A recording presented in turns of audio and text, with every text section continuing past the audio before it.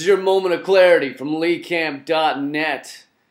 Many people talk about how we now live in an Orwellian world where laws that pollute the skies are called the Clear Skies Initiative, and awe-inspiringly greedy dickholes are called job creators, and laws allowing hydraulic fracking inside wildlife refuges are called energy initiatives, and laws that say you should punch every dark-skinned person in the throat while screaming, "Tell Al-Qaeda that's for knocking down our towers, mother," are called the Patriot Act.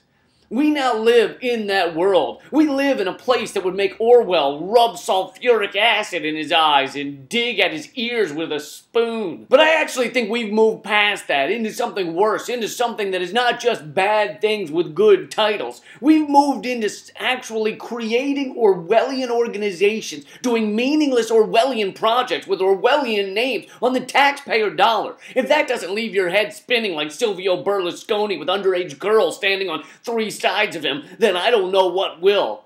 For example, in his book Vulture's Picnic, Greg Palast details the creation of an organization called America's Wetland Foundation. Now, anything with a name that rosy must have some dead hookers in the basement. That's just how it works. I'm surprised they didn't name it My Little Pony, God Bless America, Jesus. Anyway, America's Wetland Foundation was actually receiving 1/3 of $1 billion taxpayer dollars to pile giant mounds of sand and dirt in the Mississippi Delta to quote-unquote catch BP's spilt oil. Sounds like a great plan.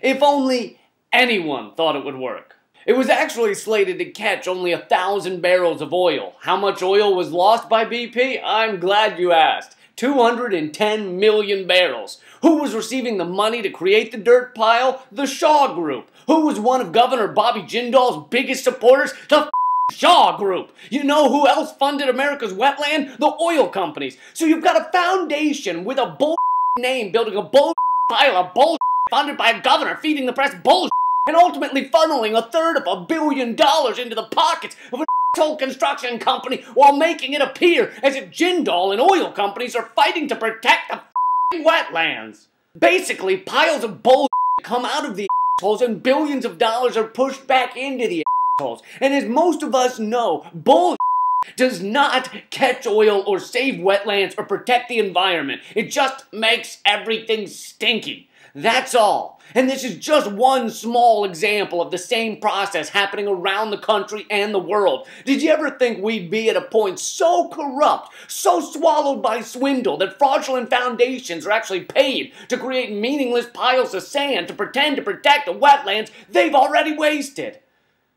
Orwell would be so dizzy he'd vomit and pass out.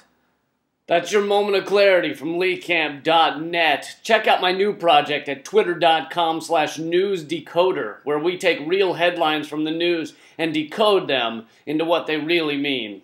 Also, I'll be taping a new comedy album, February 18th at the Bowery Poetry Club in New York. No plans at all. Evil man's always transcending. Fighter like sheep, swallow everything. Always simpletons or pretend.